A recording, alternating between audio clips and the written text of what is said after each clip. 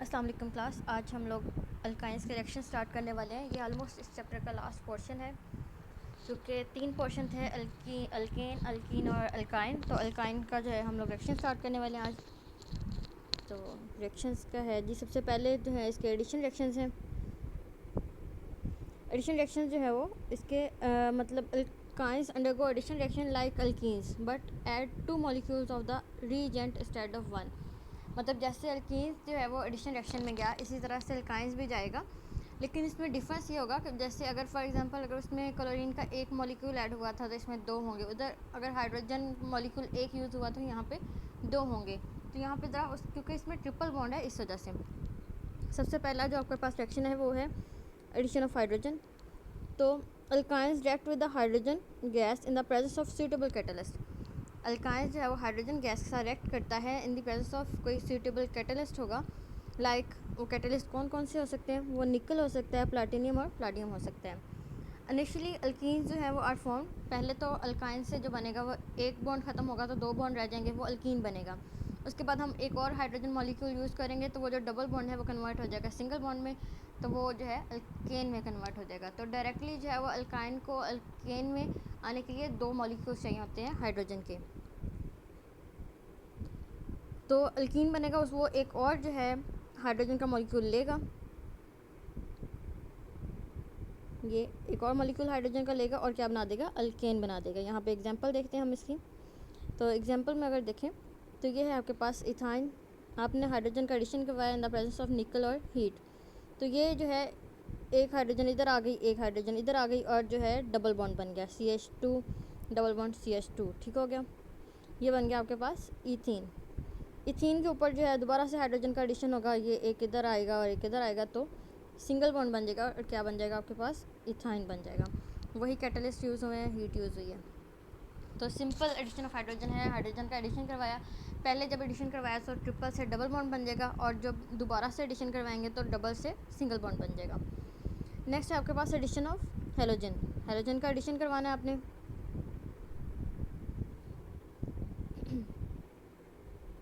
One of the 2 molecules of halogen can be added to alkyne giving dihalides and tetrahalides।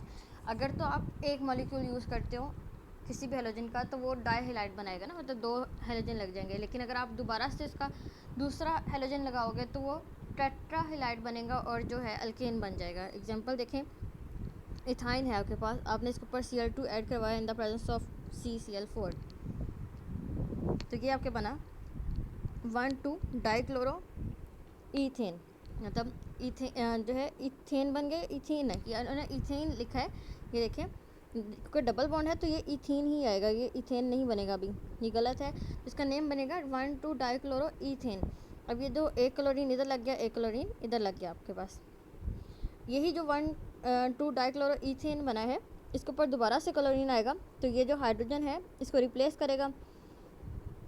इसमें होगा क्या कि hydrogen को replace नहीं करेगा, डबल बॉन्ड को ख़त्म करेगा। डबल बॉन्ड को ख़त्म इस तरह से होगा कि सिंगल बॉन्ड आ जाएगा और 4 जो है वो यहाँ पे क्लोरीन के एटम लग जाएंगे और इसका नेम बनेगा 1,1 डाईक्लोरो 1,1,2,2 टेट्राक्लोरो ईथेन। अब ये ईथेन बना है, कोई अल्केन बना है, क्यों? तो इथाइन से ईथेन बना है by adding 2 molecules of chlorine. एक क्लोरीन जो है जब पहले ऐड हुआ तो वो अल्कीन में कन्वर्ट हुआ, जब दोबारा ऐड हुआ तो वो अल्केन में आ गया।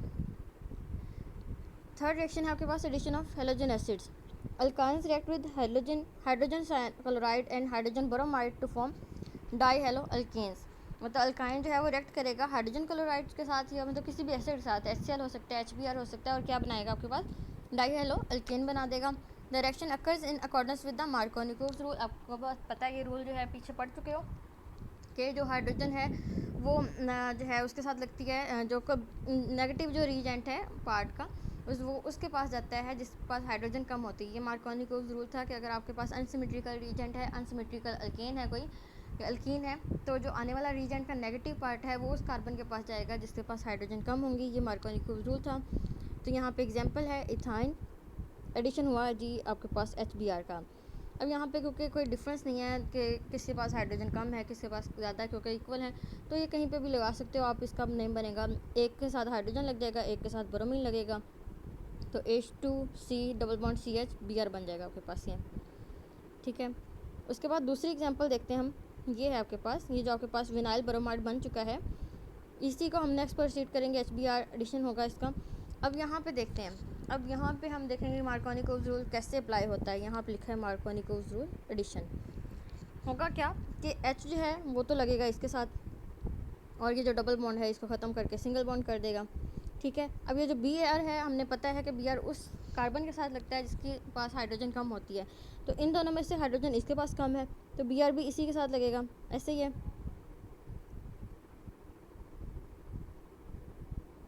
तो ऐसे होगा कि हाइड्रोजन इसके साथ लगा जाएगा और ब्रोमीन इसके साथ आ जाएगा, तो H3C सिंगल बॉन्ड हो जाएगा, CH के साथ दोनों ब्रोमीन के लग गए, तो इसका नाम बनेगा आपके पास 1,1 डाइब्रोमो ईथेन।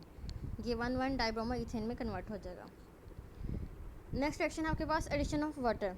वाटर का एडिशन किस तरह से होगा? Water adds to alkyne to in the presence of mercuric sulphate dissolve in sulphuric acid at 75 degree centigrade. Temperature है, direction is important industrially. For example आपके पास ये देखो HgSO4 है, ये है मर्क्यूरिक सल्फेट जो कि डिजॉल्व हुआ है किसके अंदर? सल्फ्यूरिक एसिड में, और टेम्परेचर कितना है? 75। तो इस तरह से एडिशन होगा कि ये जो आपके पास अल्काइन है इसमें वाटर का एडिशन हुआ है, तो किस तरह से बना है कि ये जो एक हाइड्रोजन है ये यहाँ पे जाएगा और ये जो OH है वो यहाँ पे आएगा, तो बनेगा किस तरह से? H2C डबल बॉन्ड हो गया, डबल बॉन्ड, ये CH के साथ क्या लग गया आपके साथ? OH। मतलब ये वाटर का एक H है और एक OH है, तो H जो है वो इसके साथ आ गया और OH जो है वो इसके साथ आएगा, ठीक है। तो H जो है वो इसके साथ लगेगा तो H2C, इसके बाद डबल बॉन्ड हो गया ये वाला, उसके बाद ये जो CH है इसी तरह से लिखा जाएगा और इसके बाद हम लोग इसको OH को लिख देंगे इस तरह से। इसका जो नेम बनेगा वो बनेगा आपके पास vinyl alcohol. The vinyl alcohol is unstable enol. ये इनोल है मतलब अल्कनोल है, कोई भी अल्कोहल की फॉर्म है, तो ये एक अनस्टेबल है। अनस्टेबल जो भी चीज़ होती है वो स्टेबिलिटी की तरफ जाती है, खुद को अरेंज करके, रीअरेंज करके। The enol has the hydroxy group attached to a doubly bond carbon atom and isomerizes to acetaldehyde। अब ये जो आपके पास जो हाइड्रोक्सल का ग्रुप है, ये जो यहाँ पे OH ग्रुप लगा है, उन्होंने थोड़ा सा उसकी सिर्फ अरेंजमेंट चेंज की है यहाँ पे, मतलब चीज़ यही विनाइल अल्कोहल ही है लेकिन उसको थोड़ा सा इस तरह से करके लिख दिया उन्होंने। अब यहाँ पे होगा क्या कि जो डबल बॉन्ड है इधर से अरेंजमेंट इस तरह से हुई कि डबल बॉन्ड को उन्होंने ख़त्म किया, हाइड्रोजन इधर कर दी ट्रांसफ़र, ये जो, और यहाँ से ये जो हाइड्रोजन है अपना बॉन्ड ब्रेक करके इधर दे देगा और ख़ुद जो है वो यहाँ पे चला जाएगा, इस तरह से होगा। या आप इस तरह से भी कर सकते हो, आपने सिर्फ अगर याद रखना है तो आप ये कर लो कि ये जो हाइड्रोजन यहाँ पे आया है ये खुद जो है यहाँ पे गया है और ये CH जो है ये सेपरेट हो गया और ये डबल बॉन्ड भी ख़त्म हो गया, तो ये किस तरह से लिखा जाएगा? H3C, ये क्योंकि यहाँ पे गया तो इसने अपना बॉन्ड जो है वो ऑक्सीजन को दे दिया हाइड्रोजन ने, तो यहाँ पे डबल बॉन्ड आ गया, और H जो है ये CH जो है उन्होंने थोड़ा सा खोल के लिख दिया, तो ये हो गया आपके पास फार्मूला एस्टल्डिहाइड का। All other alkynes give ketones, सिर्फ इथाइन है जो कि एस्टल्डिहाइड देता है, बाद में उसके जो प्रोपाइन है, बुटाइन है, जो भी है वो सारे के सारे जो है वो कोई ना कोई कीटोन देंगे। फॉर एग्जांपल यहाँ पे एग्जांपल है आपके पास प्रोपाइन की, वाटर का एडिशन हुआ जैसे पहले हुआ था उसी तरह से ये एक अनस्टेबल इनोल बना है। इनोल की जो है वो अनस्टेबिलिटी ख़त्म कैसे हुई कि उसने जो है अगेन जो है अपना रीअरेंजमेंट किया कि यहाँ से हाइड्रोजन यहाँ पे अपना बॉन्ड दे के इसके साथ चला गया और ये जो है डबल बॉन्ड ख़त्म हो गया, तो यहाँ से H3C single bond C single bond, यहाँ पे CH3 हो गया और यहाँ पे डबल बॉन्ड। तो ये जो चीज़ बनी है ये एसीटोन है या कोई कीटोन है। तो सिर्फ इथाइन ऐसी चीज़ है जो कि कोई एल्डिहाइड देगा, जो कि उसने एस्टल्डिहाइड दे दिया है। उसके बाद वाले जितने भी हैं, प्रोपाइन है, बुटाइन है, जितने भी हैं वो सारे के सारे जो हैं वो कीटोन देंगे आपको। थर्ड रिएक्शन है addition of ammonia and hydrogen cyanide. तो NH3 अमोनिया है, HCN जो है हाइड्रोजन साइनाइड है, react with ethyne in the presence of suitable catalyst to give nitriles. ये एक सूटेबल कैटलिस्ट की प्रेजेंस में रिएक्शन देंगे और नाइट्राइल्स बना देंगे। सिंपल रिएक्शन है, इथाइन है, अमोनिया का रिएक्शन हुआ एल्यूमिनियम ऑक्साइड की प्रेजेंस में, 300 डिग्री सेंटीग्रेड टेम्परेचर है, और जो आपके पास रिएक्शन के बाद बना है वो क्या बना है? Methyl nitrile, CH3 single bond C और ट्रिपल बॉन्ड N और प्लस ये जो H2 है ये सेपरेट आउट हो गया। इसी तरह से HCN का रिएक्शन है तो CH2 डबल बॉन्ड CH और ये CN ये है एक्रिलोनाइट्राइल बन गया।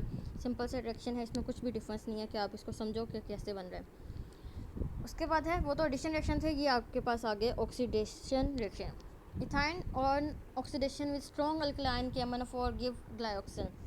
अगर हम किसी भी अल्काइन की ऑक्सीडेशन करवाते हैं विद KMnO4 तो वो किस में कन्वर्ट होगा? ग्लाइऑक्सल में कन्वर्ट होगा। यहाँ पे रिएक्शन गिवन है, इथाइन है आपके पास, आपने उसकी ऑक्सीडेशन करवा दी कि MnO4 की प्रेजेंस में करवाई है। सबसे पहले तो ये चीज़ बनेगी आपके पास, ठीक है। ये इसमें से ऐसे होगा कि 2 हाइड्रोजन मॉलिक्यूल जो है वो निकलेंगे। अब वो जो 2 हाइड्रोजन मॉलिक्यूल निकल रहे हैं वो किस तरह से निकलेंगे कि यहाँ से ये OH ग्रुप है और यहाँ से हाइड्रोजन, हम ऐसे देखते हैं, ये OH ग्रुप इधर से निकलेगा और इधर से ये हाइड्रोजन लेगा तो इस तरह से बनाएगा। इसी तरह से ये OH ग्रुप है यहाँ से और ये यहाँ से हाइड्रोजन निकलेगा। तो कौन कौन सा मॉलिक्यूल निकल रहा है, OH ये दोनों, और इधर से ये हाइड्रोजन निकल रहे हैं। जब हाइड्रोजन निकल रहा है तो अपना यहाँ पे डबल बॉन्ड बना देगा, ठीक है, डबल बॉन्ड बनाएगा जो कि यहाँ पे शो किया हुआ है। और ये जो H है ये तो साथ में लगे हुए हैं, तो ये जो चीज़ बनी है आपके पास ग्लाइकोसिल बन गई। सिंपल है। एडिशन ऑफ आपके पास ऑक्सीजन हुआ, उसके पास पहले ये वाली अरेंजमेंट बनी है, उसने खुद में से 2 हाइड्रोजन वाटर मॉलिक्यूल निकाल दिए तो कन्वर्ट हो गया ग्लाइकोसिल में। अब ये जो ग्लाइकोसिल है इसकी फर्दर ऑक्सीडेशन हुई है, ये ग्लाइकोसिल है, इसकी फर्दर ऑक्सीडेशन हुई है MnO4 की प्रेजेंस में, और वो किस में कन्वर्ट हुआ, साथ में 2 ऑक्सीजन मॉलिक्यूल लग गए हैं और वो कन्वर्ट हो गया। ये ऑक्सीजन मॉलिक्यूल नहीं लगे, ये लगे हैं कि आपके पास ये चीज़ तो ऑलरेडी थी और साथ में हाइड्रोजन भी लगे हुए थे, लेकिन जो फर्दर ऑक्सीडेशन हुई है उसमें हुआ क्या है कि आपके पास ये जो H था ये वाला और ये वाला, इसके साथ 2 ऑक्सीजन के मॉलिक्यूल लग गए, दोनों के साथ एक एक ऑक्सीजन का एटम लग गया, तो ये इस फॉर्म में आ गया। तो ये फार्मूला होता है ऑक्सैलिक एसिड का। तो अगर आपसे कोई रिएक्शन में पूछता है prepare oxalic acid form ethyne, इस तरह से भी रिएक्शन आ सकता है। मतलब लाजमी बात नहीं है कि वो यही कहें कि ऑक्सीडेशन ऑफ इथाइन बताओ या अल्काइन बताओ, रिएक्शन इस तरह भी आएगा कि prepare oxalic acid form ethyne. तो आपको पता होना चाहिए पहले हम ऑक्सीडेशन करवाएंगे तो इसका ग्लाइकोसिल बनेगा, ग्लाइकोसिल की फर्दर हम ऑक्सीडेशन करवाएंगे तो ऑक्सैलिक एसिड बनेगा, ये आपको खुद से याद रखना पड़ेगा। उसके बाद रिएक्शन है जी कंबस्टन। कंबस्टन सिंपल सा रिएक्शन होता है कि बर्न करेगा अल्काइन और किस में कन्वर्ट हो जाएगा जी, CO2 और H2 और प्लस हीट में। ये हम तीनों पीछे पे इसमें अल्कीन में और अल्केन में दोनों दफ़ा पढ़ चुके हैं। नेक्स्ट आपके पास पॉलीमराइजेशन रिएक्शन। अच्छा ये जो है ये लॉन्ग के तौर पे भी आपको आ सकता है क्वेश्चन। ये जो यहाँ पे लास्ट पे बनती है चीज़ नियोप्रीन, वो सिंपली बोल सकते हैं प्रिपेयर नियोप्रीन फ्रॉम अल्काइन। तो ये आपको लॉन्ग के तौर पे सेपरेट भी आ सकता है और रिएक्शन में पूछा जा सकता है। तो पॉलीमराइजेशन है alkynes polymerise to give linear और cyclic compound depending upon the temperature and catalyst. मतलब वो लीनियर भी दे सकते हैं और साइक्लिक भी दे सकते हैं, डिपेंड करता है कि कंडीशंस कौन सी हैं। However, the polymers are different from the polymers of alkenes and they are usually जी, तो वो जो डिफरेंट होंगे अल्कीन से क्योंकि इनका जो मॉलिकुलर मास है या मॉलिकुलर वेट है वो जो है वो वेरी कर गया है।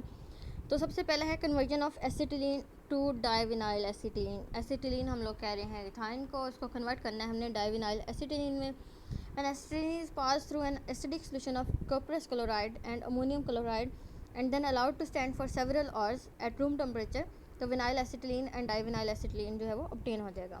तो सबसे पहले तो आपके पास है अल्काइन, उस पर 2 अल्काइन के मॉलिक्यूल हैं और उन्होंने पॉलीमराइज कर दिया है इसको in the presence of cuprous chloride और अमोनियम क्लोराइड, और वो कन्वर्ट हो गया किसमें, इसी को आप जो है साथ में मिला के लिखोगे तो H2C double bond CH single bond C triple bond CH, ये इसी तरह से आपको लिखना पड़ेगा। ये फार्मूला है आपके पास विनाइल एसिटिलीन का, या इसका दूसरा नेम बनेगा 1-ब्यूटीन-3 आयन। ये आपको नेमिंग में पढ़ चुके हो आप, ये सारा ये नेमिंग में आप पढ़ चुके हो कि किस तरह से नेम करना है, उसको नेम देना है इसको।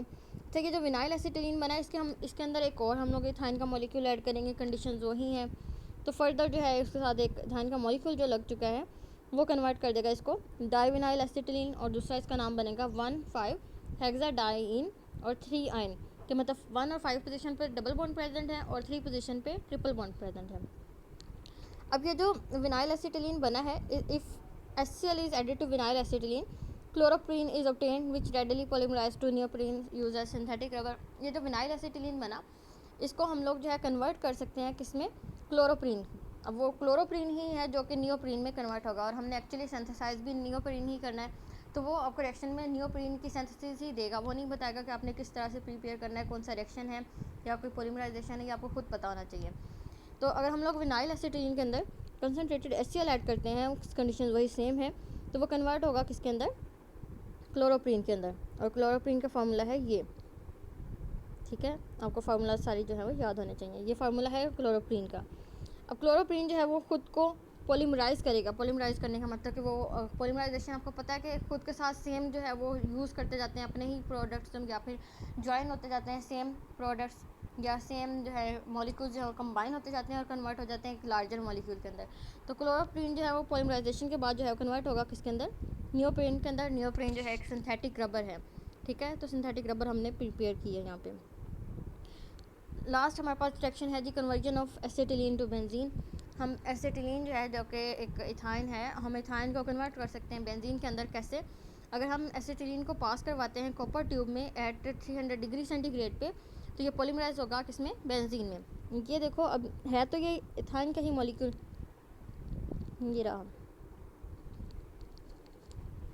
ये भी एक इथाइन है, ये भी इथाइन है और ये भी इथाइन है। बस उन्होंने ज़रा लिखा उसको इस तरह से कि वो थोड़ी सी इसकी डायरेक्शन चेंज कर रही है। तो लेकिन 3 है इथाइन के मॉलिक्यूल हैं, कॉपर ट्यूब है, 300 डिग्री सेंटीग्रेड टेम्परेचर है, और क्या बन गया आपके पास, बेंजीन।